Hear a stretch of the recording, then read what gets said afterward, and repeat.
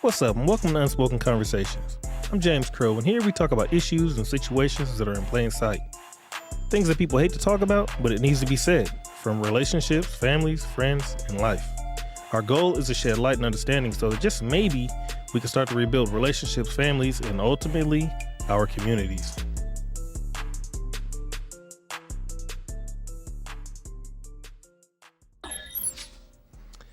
What's up, guys? Welcome back to another episode of Broken Down Logic.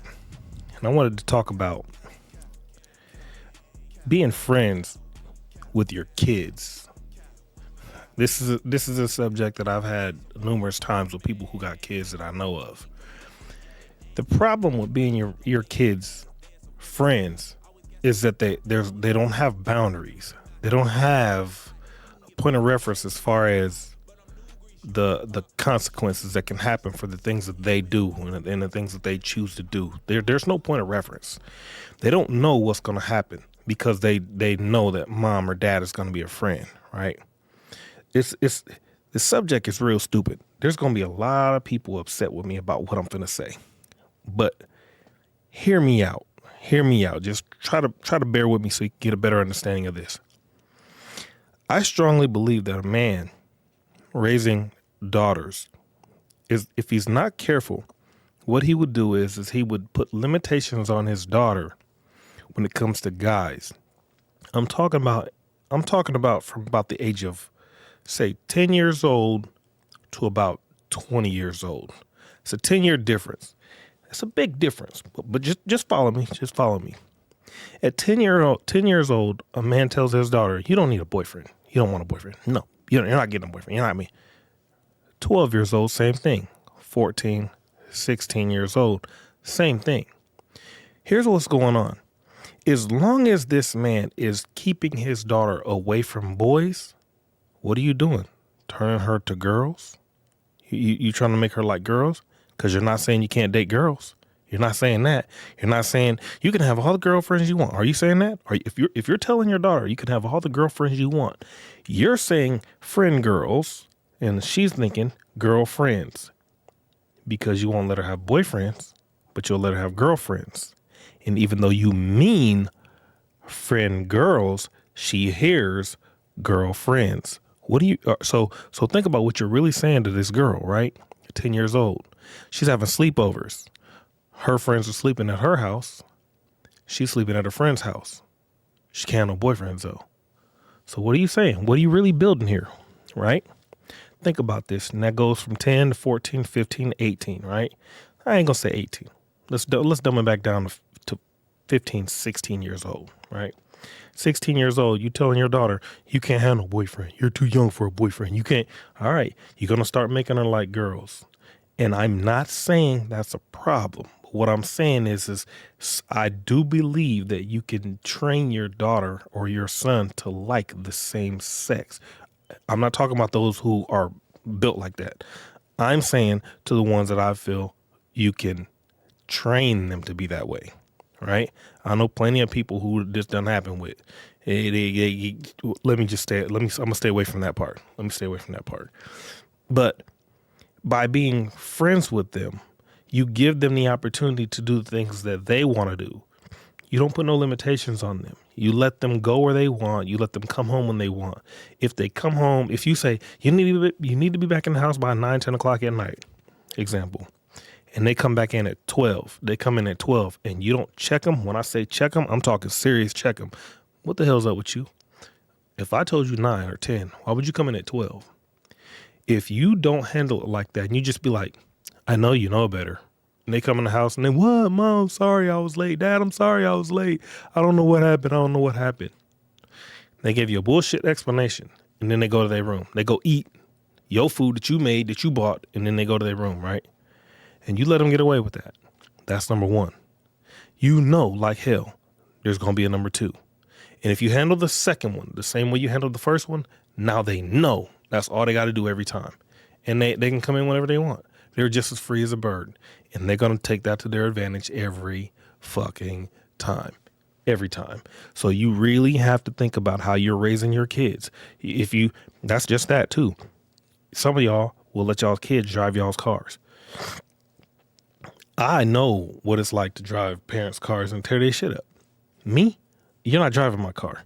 I don't want you on my insurance. But if I have to put you on my insurance to get you into a vehicle, your first vehicle, it's only a matter of time before you come off my insurance and you got to get your own shit. So, and I'm looking at this from a time limit standpoint. When you get to a certain age where I know you can have your own insurance, no, you got to get off my shit. You got to get off my shit because I know you're going to tear shit up. And I don't want that on my insurance.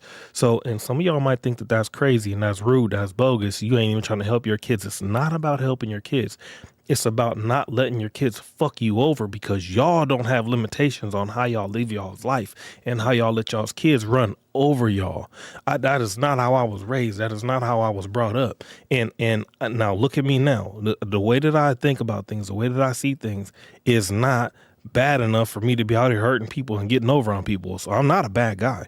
But when it comes to me knowing right from wrong and knowing, you know what I'm saying, handling things the right way versus the wrong way, I got my mind open. I got my eyes open. I'm watching and I'm seeing this shit. So when you're handling your kids in ways that you know is going to be detrimental to them later on, how can y'all not see this shit? How can y'all not see that? I don't know how y'all can see that. How is it that your kids can come home smell like a cigarette, right? And you don't check them. Have you been smoking? And then they be like, no, mom, no, dad. And you just be like, you better not. And you let them go to their room. Huh? Nah, we're not doing that. Come here. Come sit down. We need to talk. And here's what's going to happen. We're going to run through this real quick. You say you wasn't smoking. I smell smoke. So I'm going to give you a little basic rundown right now. If you come in this fucking house again smelling like cigarette smoke and you lie to me, then here's the thing. It's time for you to now figure out what you need to do. If you smoke cigarettes, that's cool. But don't come in here smelling like cigarettes. I don't like cigarettes. If you old enough to smoke cigarettes and you old enough to go do what you want, why are you living in my house? Why don't you go do that somewhere else? So you got a basic few principles that I want you to follow. That's it. Just a basic few. You can do some of the things that you want to do. Just don't do that crazy shit and then think you can come in here and I'm just going to tolerate it. We're not doing that. Here's why I'm making the point about cigarettes. If they'll do it with cigarettes, they'll do it with alcohol. They'll do it with drugs. They'll do it without here gangbanging. They'll do it with getting somebody pregnant versus getting pregnant. They'll do it with all these things. You open the door for one, you got to open the door for all of them. And that's just how easy it is to be a fucking friend to your kids. You give them leeway in one thing and they'll take leeway with everything. You have to understand that. If you don't, you're ruining your kids. Think about how many kids right now had a cell phone at 5 years old. And when I'm talking kids, I'm talking about people under the age of 20 years old. Under 20 shit. Yeah. 20 years and younger.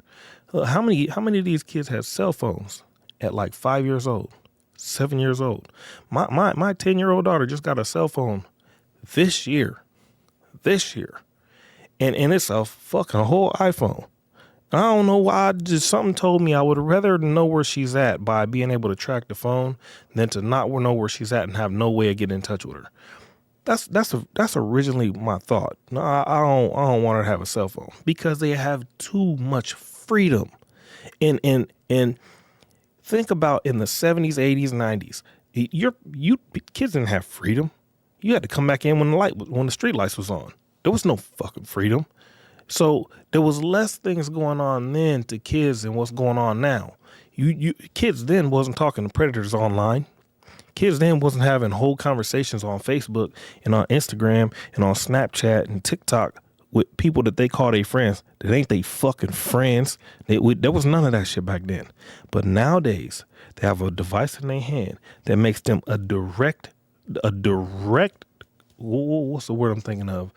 Fucking in direct contact with the person they should be the furthest away from. And to me, that's dumb as hell. That's dumb as hell to me. So I don't want my daughter to have a phone, but I gave her a phone. But my purpose was one thing only, just to know where she's at so I can get in touch with her. She can get in touch with me and everybody in the family. That's it.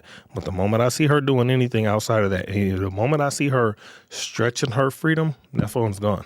That bitch got to go because I don't play that shit. I don't play that shit. And now I just there's too many ways that I like to know that my daughter. I say my daughter because she's the youngest one. She's the youngest. The other ones are grown up now, but I'm talking about all kids. There's too many ways for them to fuck up on the back end, and us as parents to not notice it until it's too late. You know, you gotta, excuse me, you got a 17-year-old son that catches a drug charge. You got a 13-year-old daughter who's out there sleeping with boys that are part of the fucking basketball team, coming home late, and I'm just like, bruh, what the hell you doing? What the hell you doing? But you can't blame the girl for sleeping with all these dudes if ain't nobody talking to her. The mama ain't on her ass and the daddy ain't on her ass, keeping her ass in line. All right, then I expect it to happen. You can't necessarily get mad at her when the parents is fucking up on their end, letting them out here go do the shit. You can't necessarily get mad at the parent for it, the kid for it. So there's a lot of it we gotta stay on top of. We have to, as parents, we have to. You know what I mean?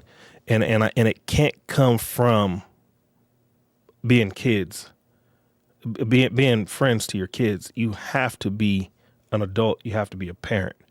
Now, you can be friends on the back end, but you can't let the friendship be before the fucking parent. You can't do that. If my kid came to me and they said, Mom, I got caught with weed today. All right. I said came to me. I meant with Mom. I meant came to me. Dad, I got caught with weed today. Well, now we're going to have a conversation, and I'm going to have a conversation from a dad standpoint. And after the dad standpoint, what I'm going to do is I'm going to now talk to them from the perspective of a friend. Dad first, friend second.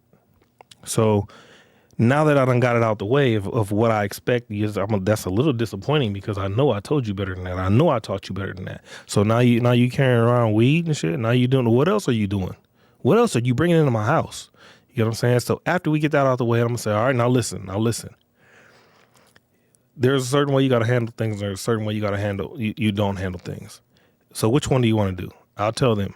Do you plan on saying it's yours? Do you plan on not saying it's yours? What do you plan on doing? Now here I am being a friend to them. I'm giving them the option to handle things their way.